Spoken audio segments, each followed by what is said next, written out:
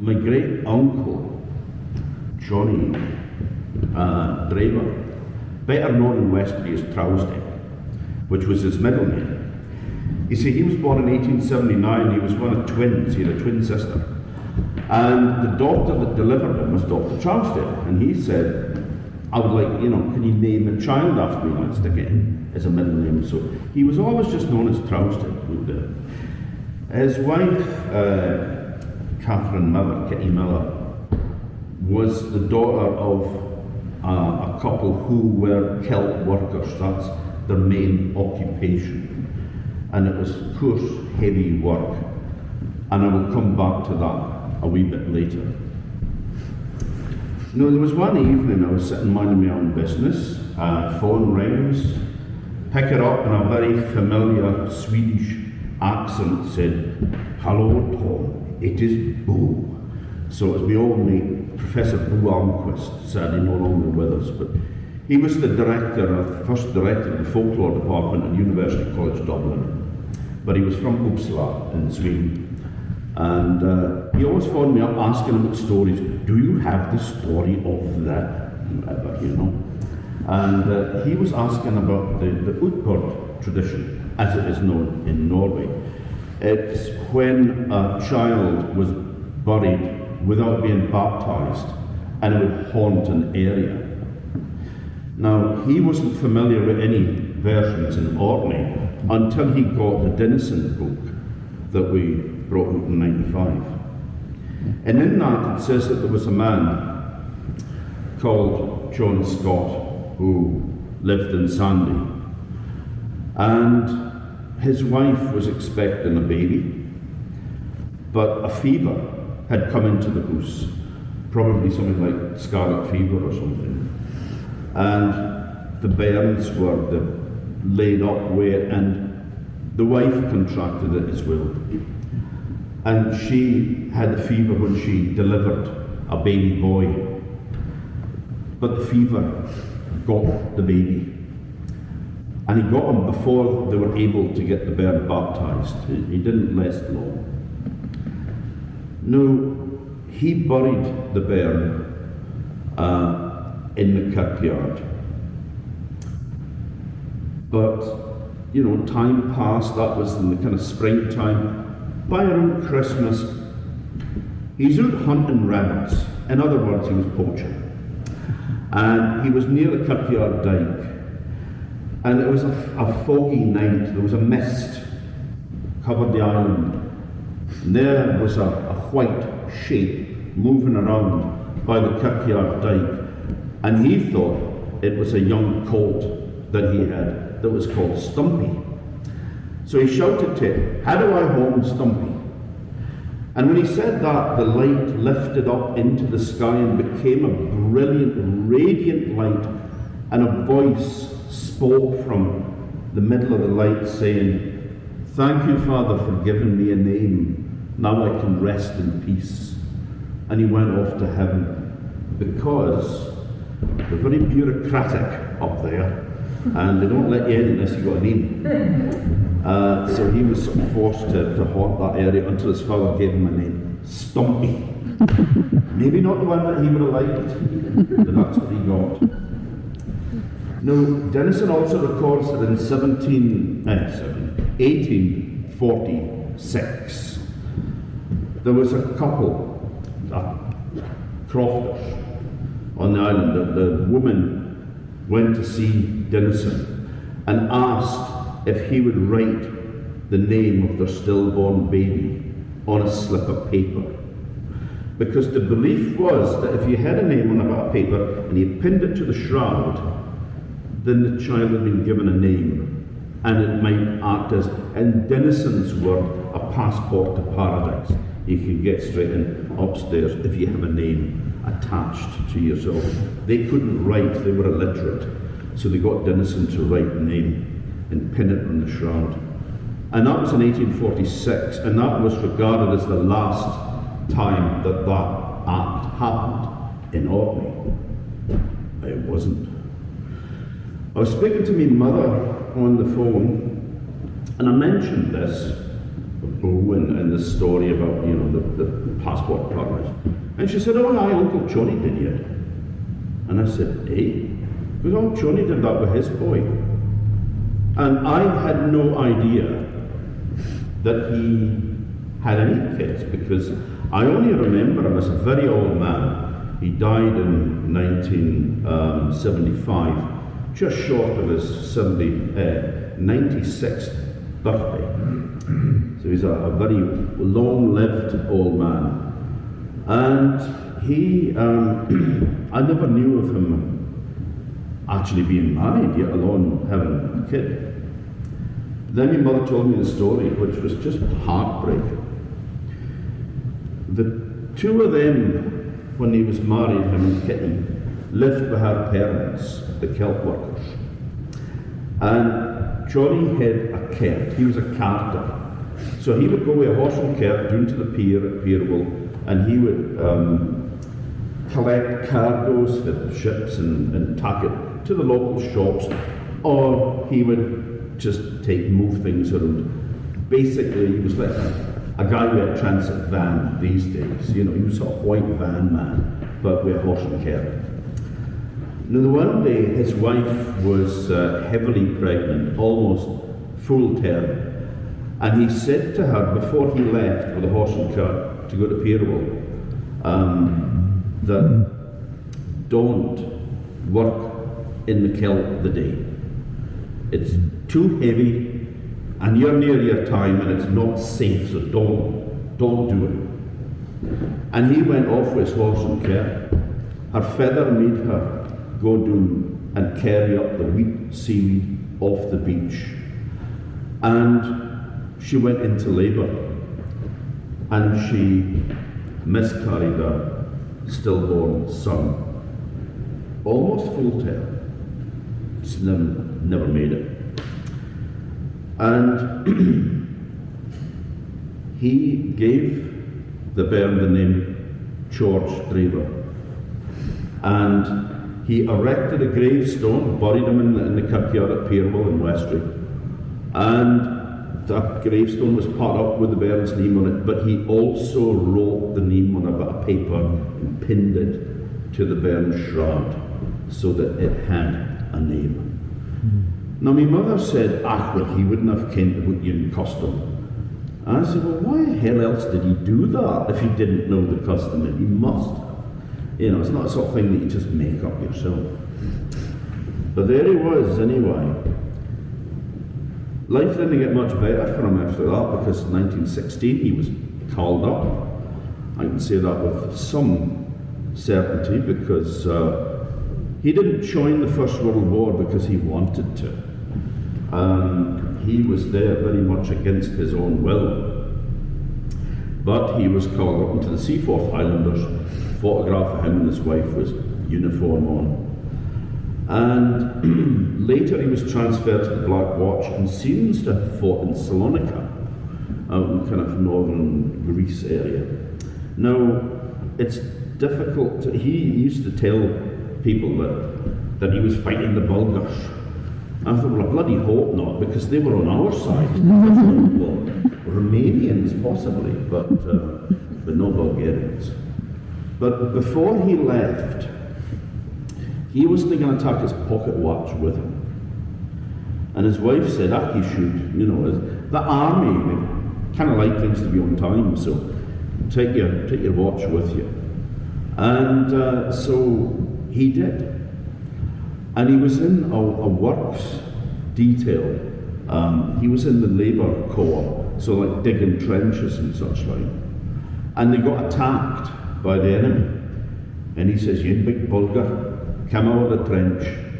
And he thrust a bayonet at his heart. And it hit the pocket watch and saved his life. And a friend of his says, and what did you do? He says, I stuck the bayonet in him and fired a shot to make sure. And it all seems very kind of matter of fact and all. But that man had nightmares for the rest of his days, 60 years of nightmares and not being able to to live with her. He didn't wear his medals, he didn't go to remembrance Sundays. He said that there was a mother greeting for her son, and he'd killed him. So that was that. He didn't celebrate this. So like I said, I remember him as a very old man. You guys would have kent him much better because he had more years weighing than I did. And when his nieces told me that, he said to her, "You ken, I was in the trench, and I just wished that if I was home, I would go in the byre and lie in the odler and let the cows shout all hour." Because he would rather do that than be there at war. So there was a custom that was considered long dead. This was 1912. I don't know if I mentioned that or not. There's been a few late nights with the festival, but that was 1912 when that happened, so as opposed to 1846. Now, stories of dead children haunting areas.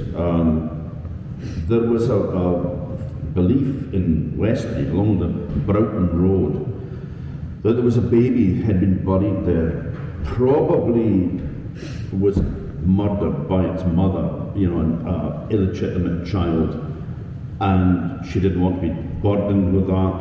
It was a great social stigma and shame, and so sadly that sort of things happened. But my granny said that when she was a pretty lass, walking along that road with a friend, there was a thing like a white mist would rise up onto the road, and it used to terrify the kids. They didn't like walking along that road because this white mist rose up, and they said it was the spirit of a bairn that had been murdered and buried and couldn't rest because it hadn't been given a name. And the minister went down and spoke to it, and it seems to have laid the ghost because it was never seen again after that. Now, I found a couple more of these stories in Orkney, which I passed on to Boo. The one was from Sanday, and it's a similar story.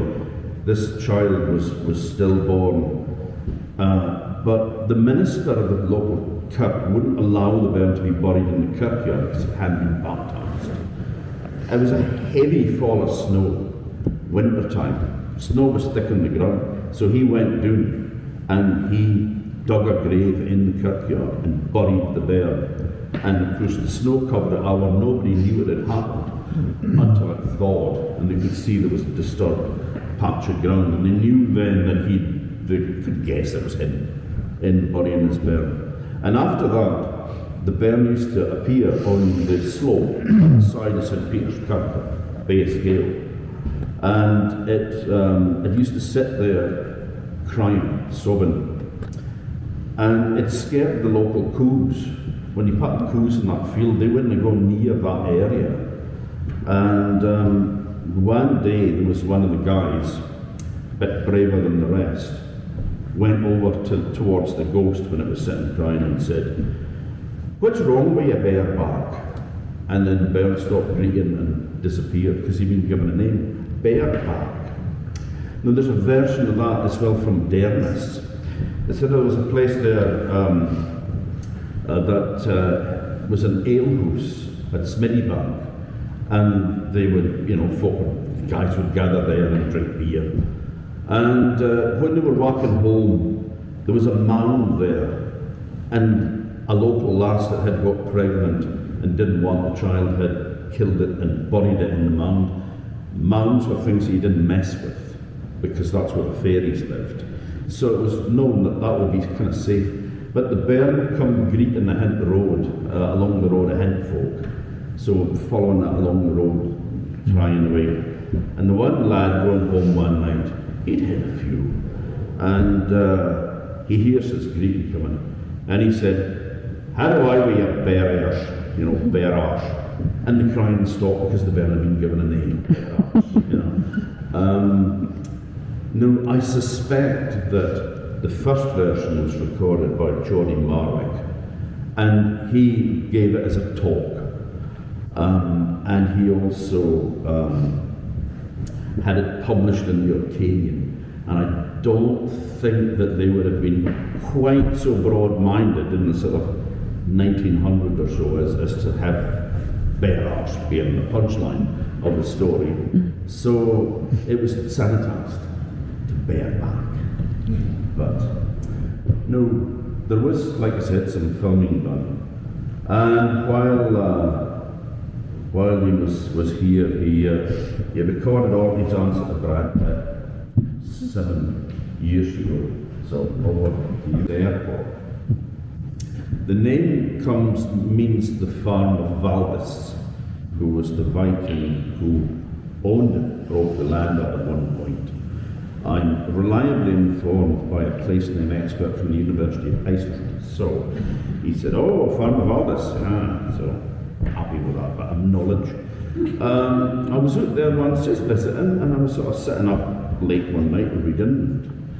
I heard this strange sound. It was like a woman sobbing, and it was coming from the shore. But I thought there must be something wrong, you know. No, that area there used to be a bit of a trysting place, you know, because people used to go down there in cars, and I think they must have been testing their suspension because the cars kept going up and down for a few minutes, and then they would leave again and drive back towards Kirkwall. And I thought, well, maybe something's happened, maybe a courting couple's gone down there, guys had a bloody heart attack or something, because the woman was sobbing like her heart was breaking. But then there was an unearthly groan that was not human, very, very much not human. And then the sobbing began again, and I thought, what the hell is that? And I was thinking, should I go and investigate? Is a woman in trouble? Groan. That's not human. And then it occurred to me, it's a bloody selkie. Seals make all kinds of noises, and they make that kind of sobbing noise, and it sounds so much like a woman just sobbing her heart out. And I thought, well, maybe that's where the whole selkie story comes from. You know, that it's not a big leap of imagination to think that there's a human inside that seal making that sound. Now, this story comes from Stromness, just a bit further east than where I come from. We were born there, but my father was from Sanday, my mother from Westray, and that will come into this again. There was a young man who was walking home late one night. What he'd been up to, I have no idea, and it's none of my business. But he was walking home late, and he heard the sound of music, of fiddle playing. And it was playing a great lively tune, and he thought, I wonder who's out this time of night? But he was curious. He wanted to find out. But he wasn't so stupid as just to go running in there, because it might be the sort of people that he didn't want to meet, you know. It could be sheep thieves or whatever. He might get a knife stuck in him. So he had to be careful. But the curiosity, oh, that was too strong. So he went around the shore, and he came to a bit of rock that stuck out for the banks, and he hid behind that, and he peeped around the corner. There was a stony beach covered with seaweed and all, but then there was a beautiful crescent of sand. And on the sand, there were people dancing to the music. Two men were sitting on the flat rock playing the fiddle, and these people were all dancing on the shore. And around them, there were shapes like animals lying asleep. The curiosity got the better of him again. He got down on his belly, and he crawled along the shore among the rocks and the seaweed till he got over where the animals were lying asleep. And he seen then what they were. They were sealskins, empty sealskins. And he knew then that this must be the night when the selkie folk can come ashore and take off their skin and become human again and dance until the dawn, when they have to go back to the sea. Now, one of the skins was more beautiful than the others. It was a lovely silvery colour, and it was soft to the touch. And he picked it up, he rolled it up, put it under his jacket, and he went back to his hiding place without them seeing him. They danced there all night until the first rays of the sun was just peeping above the horizon, and the music stopped, and they ran down to their skins and pulled them on and dived into the sea as seals once more. All except for one young woman who frantically searched for her skin. She searched among the rocks and the seaweed, but she couldn't find it. And in her despair, she ran around the corner of that rock and straight into the young man's arms. And he looked at her, and he thought that she was the most beautiful woman that he had ever seen in his life. And he would never be happy unless he had her as his wife. She had other ideas, mind you. She punched them and kicked them and scratched them and squeaked it out in the silky tongue, because the silkies have their own language as well. But he was bigger than her, and he carried her up to the house where he lived with his mother. Now, his mother wasn't stupid.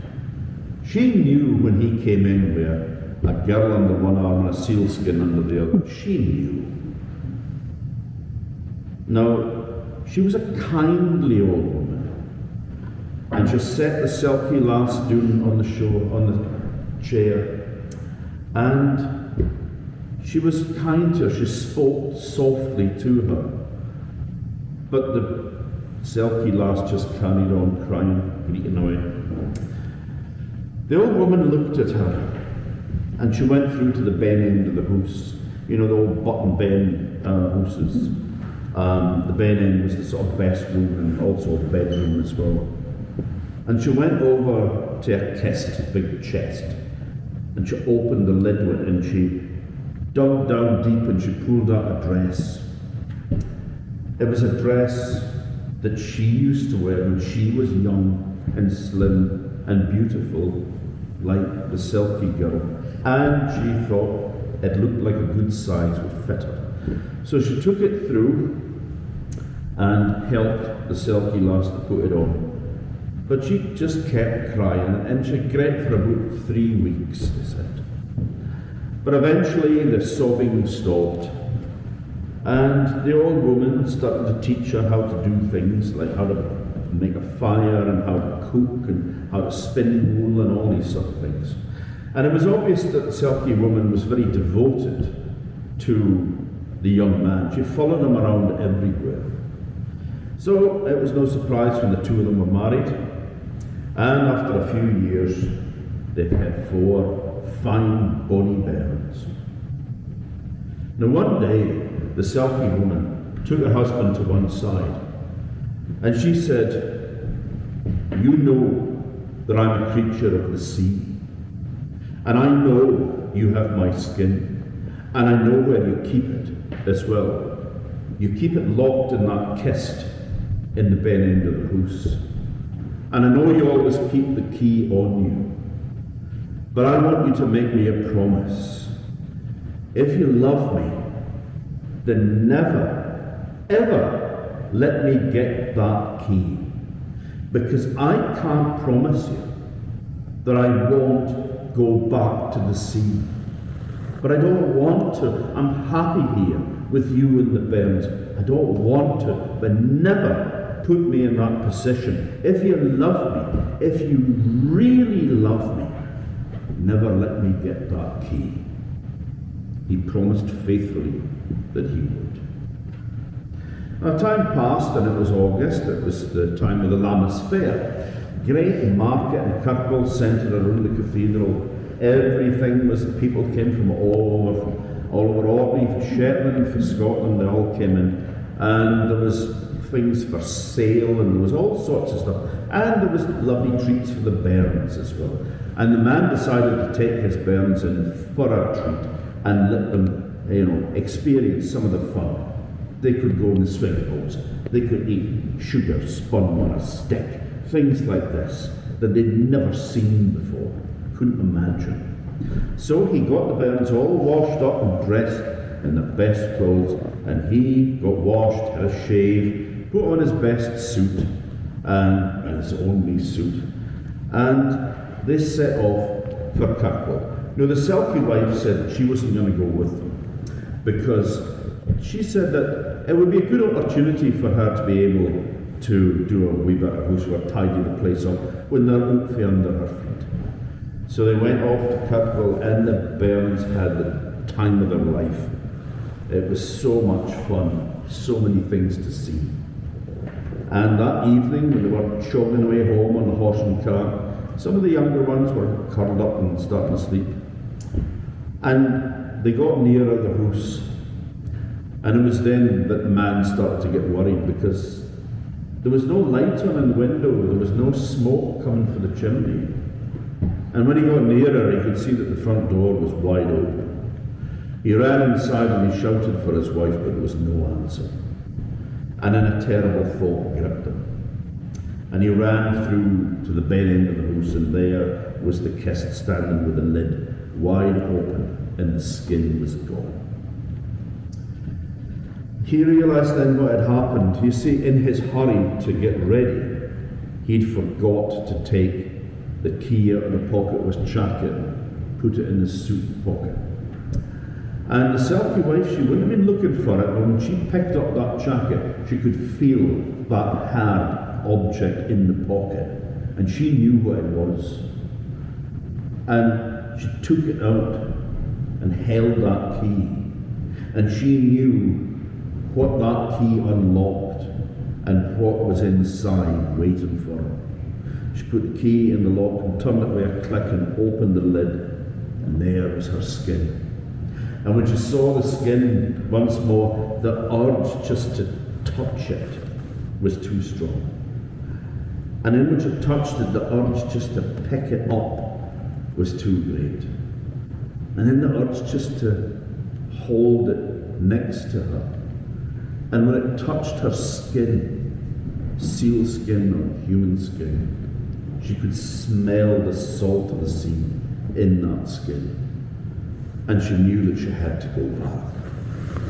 So she went down to the shore, and with a cry of anger and anguish, she pulled on that skin and dived into the sea as a seal once more. Now the man searched for her for the rest of his days, but he never saw his Selkie wife again. But they did say that when the bairns went down to the shore to play, a seal would swim backwards and forwards in front of them, sobbing like its heart was breaking. What a cheery little number. Walter Trail Denison, one of the stories he recorded was actually a myth. It's probably, I think it's very ancient. It's about the mother of the sea.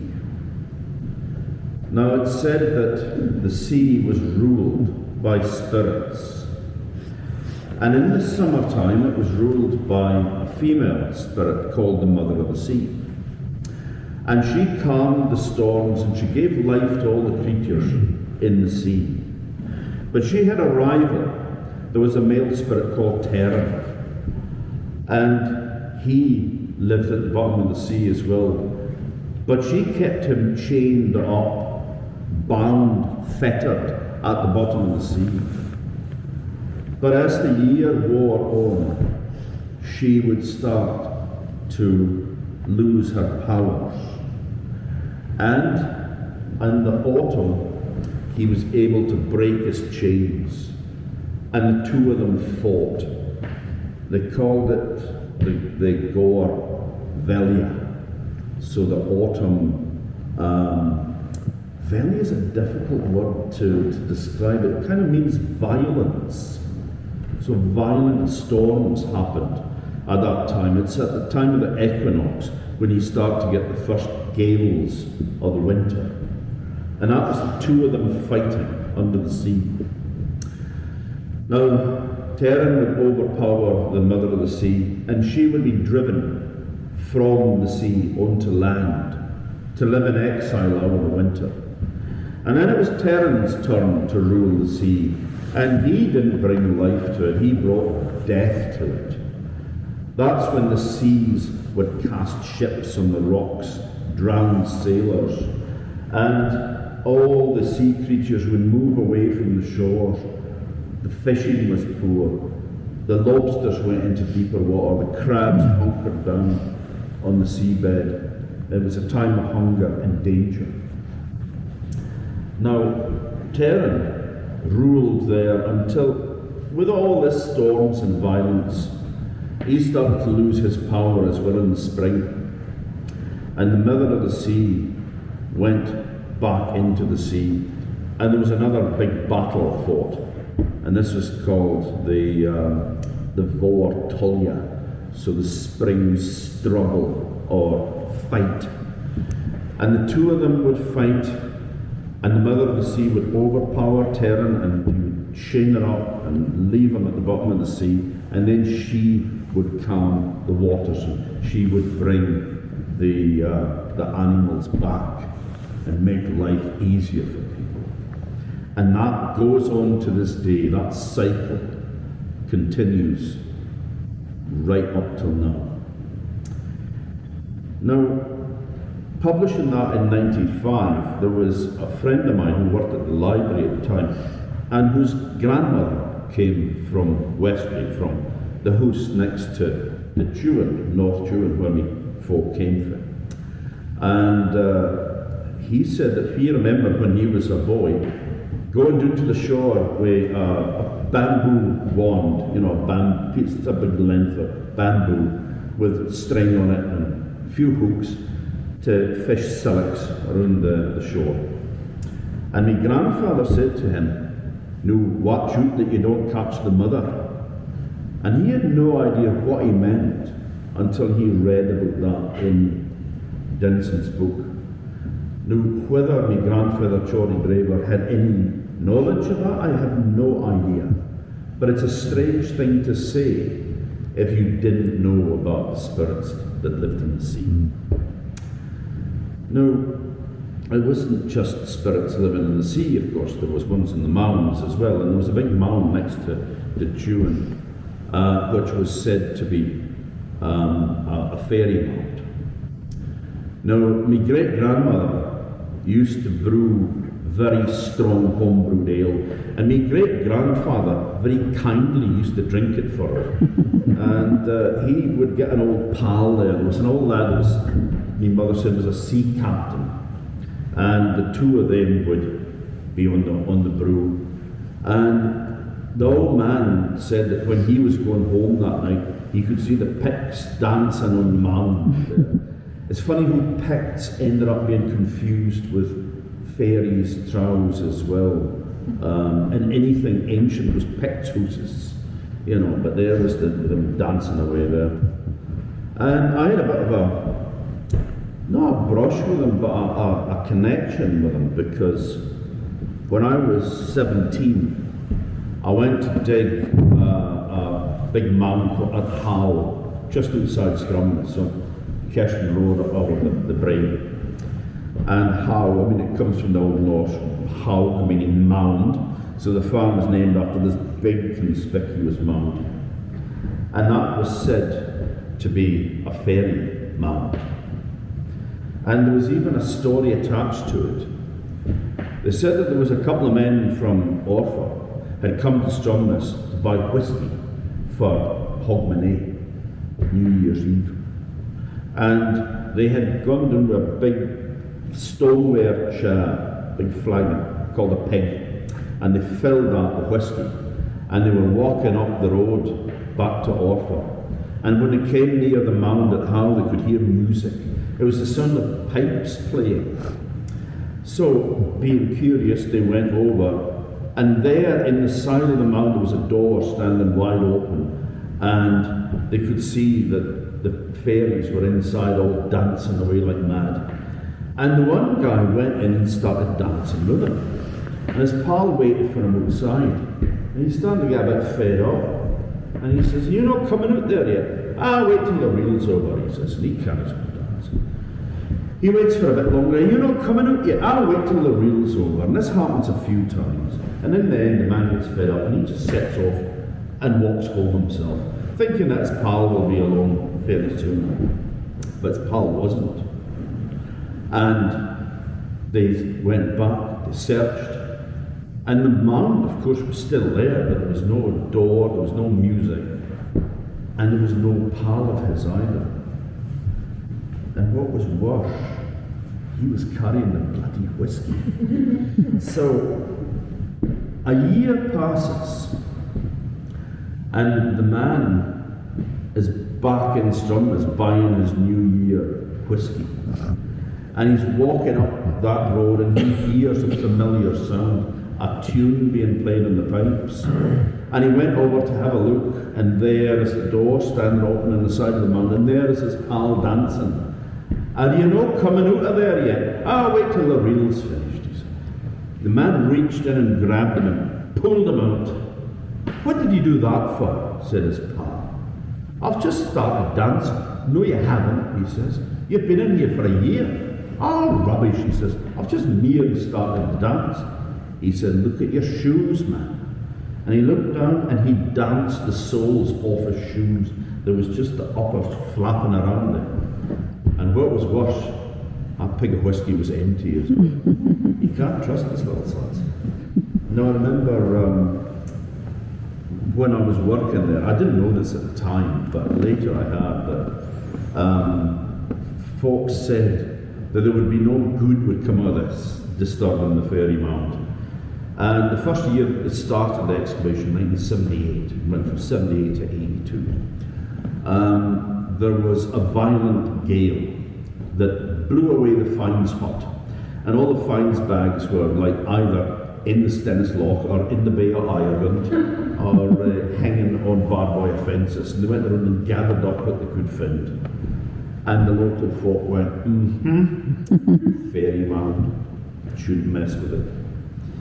So that was that. No, I've been speaking a lot about Westray, my mother's side of the family. My father's side of the family came from Sanday, Borness to be exact, north part. And there was a stone, well, there is a stone there, sitting in front of Scar House. Now, Scar was where the laird lived. But this stone didn't always used to be there. It used to be at a firm called Saddle, about 1.5 miles away. And the story goes that the reason that the stone was there was because there was a witch who lived on the island Orkney. And she had a daughter who had fallen in love with a young man that the witch didn't approve of. And one night he came secretly, and the witch was asleep, and him and the daughter ran away together, eloped. They went down to the shore where his boat was, and they set off into the sea. When the witch woke up, she realised her daughter wasn't there anymore, and she went out and looked. Witches have got very good eyesight. And she could see off the coast of Sanday, to the northward, there was the boat with a young man and her daughter in it. So she picked up this huge rock and threw it at him and missed by quite a bit because it landed in the field. A field called Coos Moo. No idea where the hell that comes from, but that was the name of the field. And it'd be a corruption or something, but Coos Moo was what it was known as. And it landed there. Now, this stone has got a bit of an interesting history because it's a piece of igneous rock from Norway. So how the hell did a piece of that rock? It's calculated to be about 21 or 22 tons of rock. You know, this is not a small rock. How the hell did it get there? Glaciers. It came over on a glacier, which then melted, and down went this huge lump of rock. Now, 22 tons, you're not going to shift that in a hurry, but they bloody did. The laird, Colonel Horwood, bane of my great-grandfather's life. He almost evicted him once because he refused to work kelp for him for any price that he had decided to pay. So my great-granddad offered him £1 to let him sit in peace. And when he gave evidence at the Crofters Commission, they said, "And what happened?" And he said, "Oh, the laird took the £1." And it says laughter in court in brackets.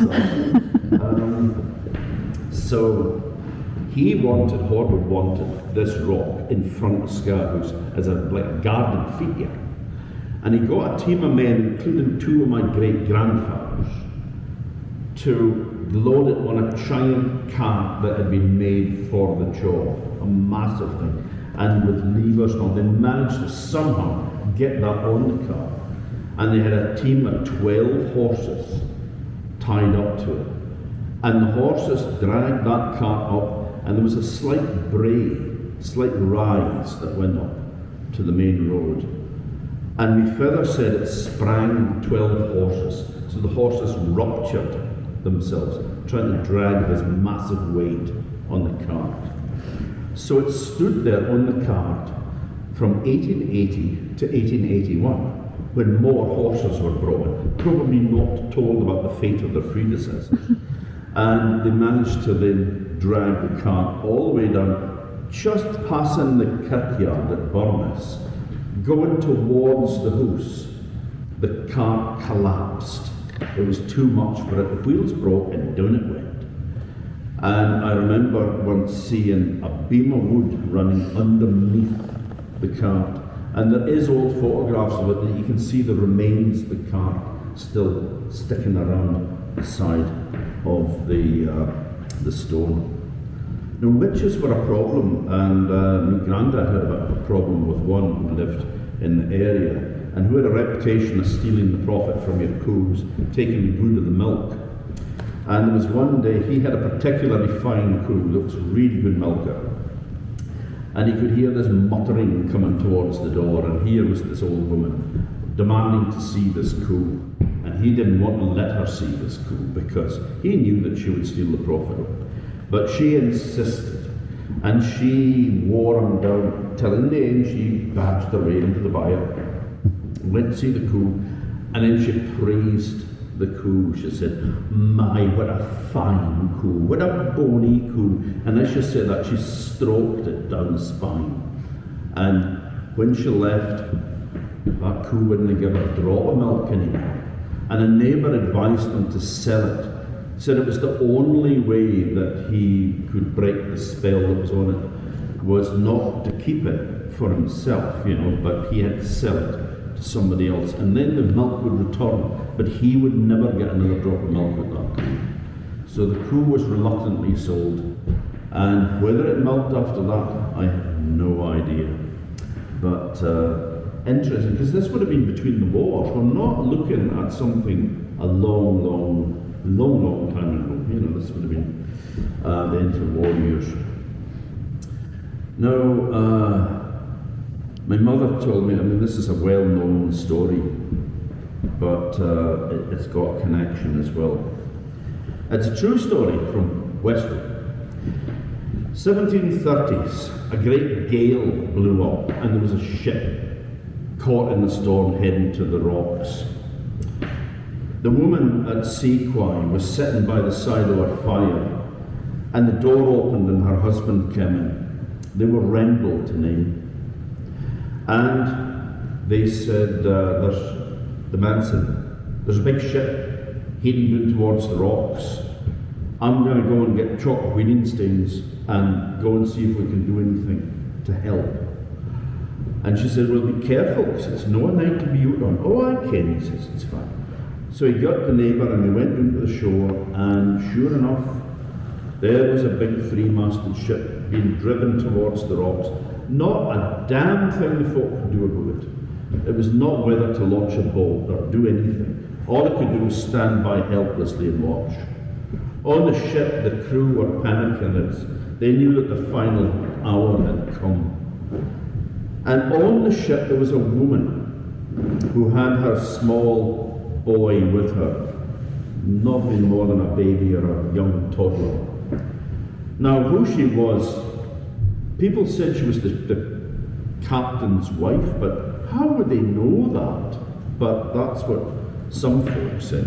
And there are so many different versions of this story as well. But the woman tied the baby in a shawl close to her, and just before the ship struck the rock, she leapt over the side into the foaming, raging sea. And there was nothing they could do. The ship was torn to pieces. The crew were all drowned before they got near the shore. The folk had to go away home because it was dark by this time. There's nothing they could do. But the next morning, as soon as the sun rose, they were down along that shoreline, picking up anything that was of any value. It was tough times, and a treeless island, wood was scarce and valuable. So they collected up spars and the cords from the rigging and the sailcloth and whatever of the cargo was washed ashore. And every now and again they would find a body, and they would drag it up the beach to be buried later. Sailors were always buried not in the graveyard but in the links by the side of the sea.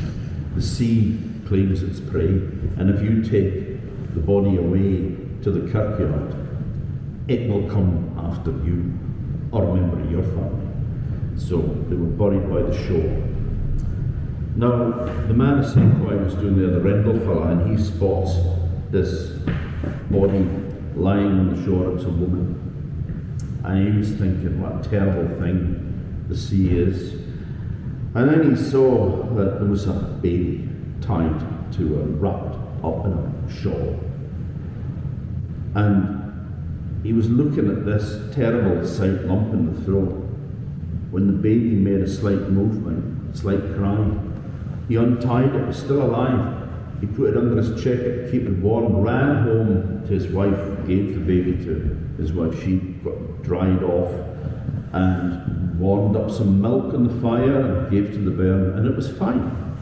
And the bairn grew up to be a fine, strong man.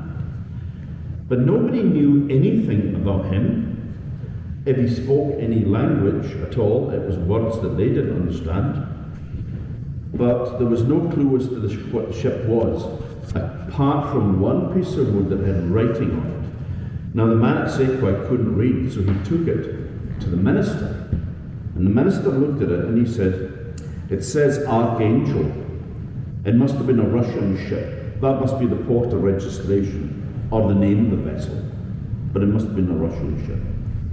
And so the boy got his name, Archangel. That was the name that he got. And he grew up, like I said, to be a strong man. He married a Drever lass, I believe, it could have been a relation of ours, I don't know. And they had a family, and there was angels in the island till the end of the 19th century. There was a lot of girls born, and so the name disappeared. There's still lots of people that can claim descent from Archangel, but the name is gone. The last person to have it was an old woman called Mary Angel. Now, this is usually where the story ends, but my mother had this little add-on. When her dad, my grandfather, Charlie Drever, was a boy, there was a teacher at school that was particularly strict, and if any kids misbehaved, they were kept back in what we would call detention these days, and they had to do extra work, sums. And one day they're all sitting in there again, and they're all squeaking away with their slate pencils on their slates, doing long division, And they could hear a mutter, mutter, mutter coming up close. And the door opens and in comes Mary Angel. Now, my mother used to say, oh, she was a coarse set body. My mental picture was Boris Yeltsin in a headscarf and pin. And she comes in and she says, "Where's me boy?" And the teacher says, "Well, they're being kept back because they misbehaved." "Well, his tea's ready," she said. And she went over to get her son. Now, the teacher, educated man though he was, made a very stupid mistake, because any fool knows that you do not get between a wild animal and its young. And that's what he did. He got in front of the bird. Was she up with a fist and decked him, doing him like a set of tarnies. That wasn't enough for Mary. She got him by the scruff of the neck and she beat his head off the floor until he was knocked unconscious with a little trickle of blood coming out of his lung. She grabbed the boy by the hair, dragged him out and slammed the door. And the kids were horrified. They were going, oh my God, Mary Angels killed the teacher. What sort of detention will we get for that? They pictures themselves as old men with long flowing beards, still doing long division. But one of the braver older boys got a glass of water and poured some water over the teacher's face, and his eyes opened. And he said in a kind of a weak voice, class, he says, can I get a glass of water, boys? So they got him a glass of water, and he took a drink. And then he said, class dismissed. They didn't get a second telling. They were out that door like a shot.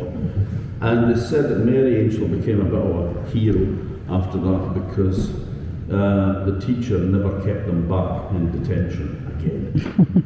Now, just to wind up, you'll be glad to hear, in 1998, Bryce Wilson and myself did a book called Mermaid Bride, another Orkney Folktales. First time that all the Orkney stories have been gathered together. 25th anniversary next year, there's a special edition coming out with more stories in it, and illustrations by Bryce as well. So that's coming out in springtime next year. So when I was researching that book, I spent years going and looking for these stories. And I was in the archives one day, I was going through Ernest Marwick's papers, and there's a piece of scrap of paper there that was, I think, written by a guy called John D. Mackay, who was a teacher in, he was from Westray. He was a teacher in Sanday. And he recorded in it that there had been a suicide in Westray where a man had shot himself. And it was because his family was cursed. Sorry, lads. The family had been cursed for killing a laird. What the hell's wrong with killing a laird? No bloody medal for that. No, cursed. And he said that the reason that the man had killed himself was because he was, the curse was wearing, was, preying on his mind. That man was my uncle, Drever. The reason why he shot himself was because he was a bloody good man. He had a brain tumour and he was starting to behave erratically. And he'd said to the doctor, am I going to pose a threat, a danger, to my wife and bairns? And the doctor said, I can't answer that. And he went out into the engine shed at the bar and shot himself. Didn't want to risk his family. No. I thought, cursed, eh? And they said, yeah, they're all cursed, all down the line. I thought, bloody brilliant. Well, that explains a lot, I thought. So I never had anyone with the curse until a few years ago. I was in Westray, and Nan Scott told me this version. Since then, it's been written up, actually. What happened was the Reverend Brochy and two elders of the church, including ancestor of mine, apparently what happened was the laird was going to leave all his money to the church, but then he found a girlfriend and he thought there was a risk that he would maybe have kids and then would go the inheritance of the kirk. And he was poisoned, is what actually happened. But in the story that I was told, the first version I had, was that the laird was going to leave all the money to the kirk, but he got a fiancée. He was engaged to be married. And he went away on business. suit, and he asked the Reverend Brochi to just keep a watch over her, make sure she was all right, everything was fine.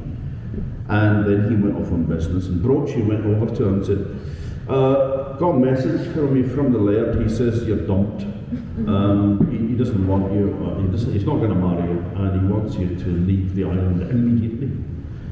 And she was heartbroken, because they loved each other, and she left the island in despair. He comes back. Where's his girlfriend? Ah, says the Reverend Brochi, she dumped you. Yeah, she said she didn't want to marry you, and she's left. And then the story goes that they were at the, it happened at the manse actually, but the version I heard was it was at his house. And Brochi and the two elders took him for flying lessons out of an upstairs window. And down he went, broke his neck, that was the finish of it. No, they said that they were all cursed, all the people involved were all cursed. And he was buried in the kirkyard. He was a Sinclair. He was buried in the kirkyard at Pierwell, Lady Kirk. And there was a big archway, there were doors in it, and the doors had been taken off for some reason, and the Reverend Brochi had either sold them or given them to somebody that lived in another part of the island. He was going to use them for a barn door. So he carted them home and he put them up in the barn, and he was away working in the field one day, and his wife came in, and there was the laird sitting in the open doorway of the barn. And she did what anybody would do in that circumstances. She fainted straight away. That was it, sparkled. Her daughter came along and seeing her mother, and then looking up and seeing the ghost of the laird sitting in the door, she fainted too. Her son came out, seen the two of them lying there, ghost of the laird. He legged it down the field and got his dad back. And sure enough, the laird was still sitting there in this, behind this door. And so they went to see the Reverend Brochi and said, the laird's haunting us, what should we do? And he said, probably best if you just put those doors back in the kirk. So they took the doors down and they put them in the back of the cart, and they were carrying them back through Pierwell.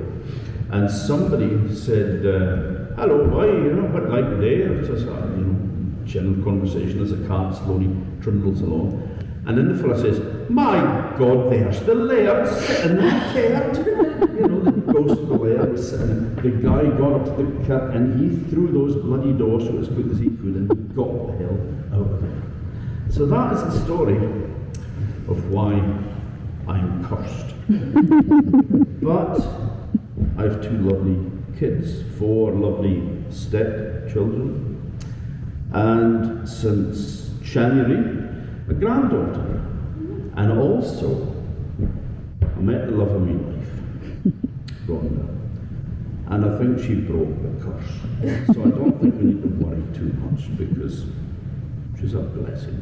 Oh. And thank you all for coming and listening to me rambling on like Grandpa Simpson. It's much appreciated.